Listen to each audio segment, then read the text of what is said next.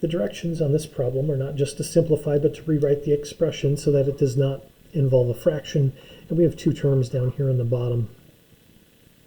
When that happens, what you're going to want to do is multiply the top and the bottom by the conjugate of the bottom. So I'm going to take our original problem here, and I'm going to multiply the top and the bottom by the conjugate of secant of theta plus sine of theta. That would be secant of theta minus, oops, I said that wrong, secant of theta plus tangent of theta is what we have here. The conjugate would be secant of theta minus tangent of theta. And I want to multiply the top and the bottom by the conjugate of the original denominator. On the top, we have the number 4, and we have a secant of theta minus tangent of theta. And I'm going to leave that in that factored form. But I am going to go through and take the conjugates that we have here on the bottom, and I'm going to FOIL that out. Our first terms would be secant of theta times another secant of theta. Our outer terms would be secant of theta times a negative tangent of theta.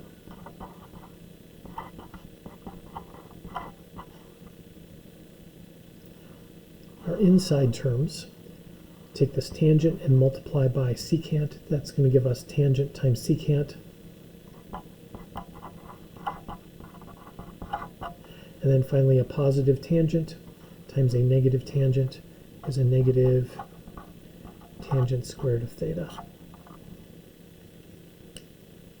When you multiply conjugates together, the O and the I parts of FOIL will cancel out every time. If you take a look at the outer and inner terms here, we have a minus secant tangent and a positive secant tangent. Order is a little different, but multiplication is commutative, so those are the same terms, just opposites, so those cancel. So we end up with 4 times the secant of theta minus the tangent of theta in the top part of our fraction, and then a secant squared of theta minus tangent squared of theta in the bottom. After multiplying conjugates together and getting the O and the I's to cancel, we're often left with something that looks like a Pythagorean identity. We have a secant squared minus tangent squared there. If I take a look at my identity sheet, and we take a look at the identity that has tangent squared and secant squared in it, 1 plus the tangent squared of an angle is equal to the secant squared, or if I see secant squared, I can replace it with 1 plus tangent squared. So this secant squared I have here out in front, I can replace that secant squared with a 1 plus tangent squared.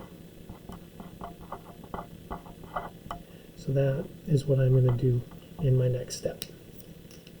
I'm going to leave the top in this factored form, so still writing it as 4 times secant of theta minus tangent of theta. Down in the bottom, I'm replacing secant squared with 1 plus tangent squared of theta. And then we'd have the minus tangent squared of theta after that.